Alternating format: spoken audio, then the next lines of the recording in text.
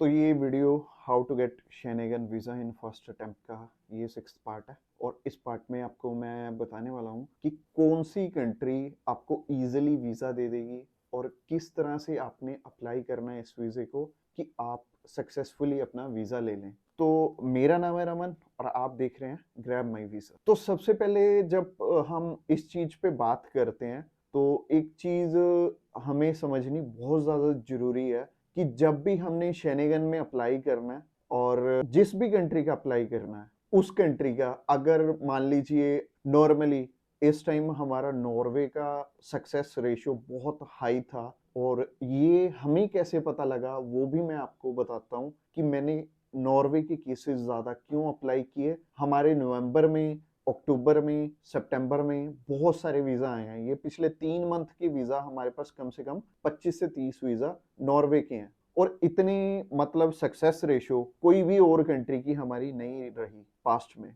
तो बेसिकली हमारा क्या रहता है कि हमारे पास सिर्फ और सिर्फ टूरिस्ट वीज़ा के केसेस ही नहीं होते और इसके अलावा मतलब विजिट वीज़ा के केसेस भी होते हैं। तो ये जो विजिट वीज़ा वाले केसेस होते हैं, इनमें सक्सेस रेशियो हम देख सकते हैं कि कितने लोगों ने मतलब अप्लाई किया कौन सी कंट्री का। तो आपके माइंड में भी ये चीज आ रही होगी कि हमें कैसे पता कि नॉर्वे वीजा दे रही है। तो बेसिकली 26 शेनेगन कंट्रीज हैं तो उसमें से इस टाइम अपॉइंटमेंट जो अवेलेबल हैं कम से कम 20 कंट्रीज की अवेलेबल हैं और 20 कंट्रीज में से हमारे पास इस टाइम भी विजिट वीजा वाले केस कम से कम 15 कंट्रीज के हमारे इस टाइम भी चल रहे होंगे। तो बेसिकली विजिट और टूरिस्ट में मैं आपको डिफरेंस बता देता हूँ। विजिट में ये है कि आपका वहां पे कोई रह रहा है, उसमें होटल बुकिंग नहीं होती विजिट में, और टूरिस्ट वीजा में होटल बुकिंग होती है। विजिट में आप अपने किसी फैमिली मेंबर या फिर आपको कोई कंपनी स्पॉन्सर कर रही हो सकती है, उनके पास आप जाते हो और उनकी अकोमोडेशन में रहते हो और अकोमोडेशन का एड्रेस आपको उसी अकॉर्डिंग देना पड़ता है। तो अभी क्या है कि विजिट वीजा वाले केसेस हम फ्रांस वाला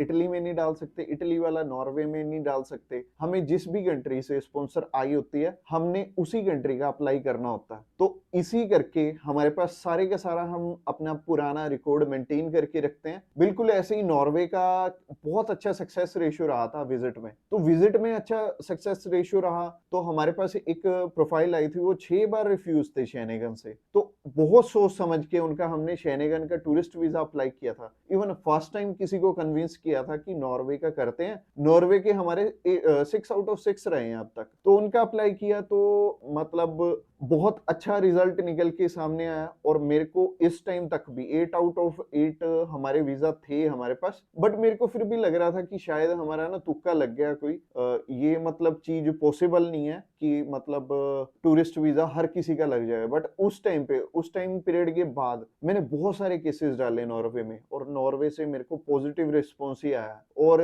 इवन स्विट्जरलैंड या फिर फ्रांस की तरह मतलब बिल्कुल ऐसा नहीं हुआ कि 1 से 2 दिन में रिजल्ट आ गया और अच्छे से प्रोफाइल भी ना देखी गई हो। नॉर्वे में प्रॉपर आपकी प्रोफाइल भी देखी जा रही है और आपको अगर कोई उनको क्वेश्चन है या डाउट है तो आपसे मतलब डायरेक्ट क्वेश्चन करके वो उस चीज का आंसर भी मांगते हैं। तो मोस्ट ऑफ द केसेस हमारे जो इंटरव्यू आई है, लोगों ने इंटरव्यू क्रैक भी किया और उनका रिजल्ट भी पॉजिटिव आया। तो बेसिकली मैं आपको ये बताना चाहता हूँ कि ये नहीं होता कि हंगरी, चेक रिपब्लिक, लाटविया, लुथानिया ये कंट्रीज मतलब आसानी से वीजा दे देती हैं, ऐसा बिल्कुल नहीं है।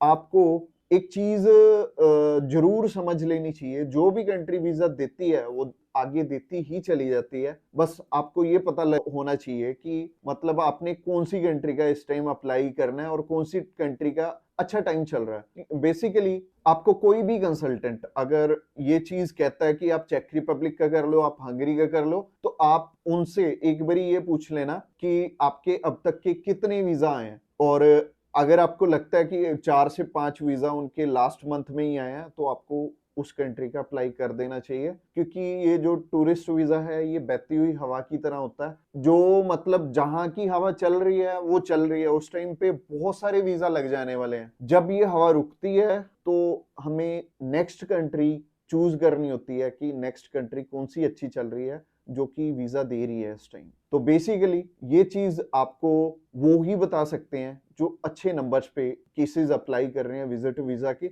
और हम अच्छे नंबर्स पे मतलब हर मंथ विजिट वीजा भी कर रहे हैं और टूरिस्ट वीजा में भी उस चीज की हेल्प हो रही है और बहुत सारा मतलब आपकी तरफ से भी प्यार मिल रहा है। तो अगर आप भी जानना चाहते हैं कि आपको कौन सी कंट्री का अप्लाई करना चाहिए तो आप हमें कॉल कर सकते हैं या फिर व्हाट्सएप पे मैसेज कर सकते हैं। व्हाट्सएप पे मैसेज करने के लिए आपको डिस्क्रिप्शन बॉक्स में लिंक मिल जाएगा, उस लिंक पे क्लिक करते ही आप हमें मैसेज सेंड कर पाएंगे। और आने वाले टाइम में मतलब जो नेक्स्ट पार्ट है, अपने नेक्स्ट पार्ट भी जरूर से देखना है और एंड स्क्रीन में अभी भी चल रहा होगा।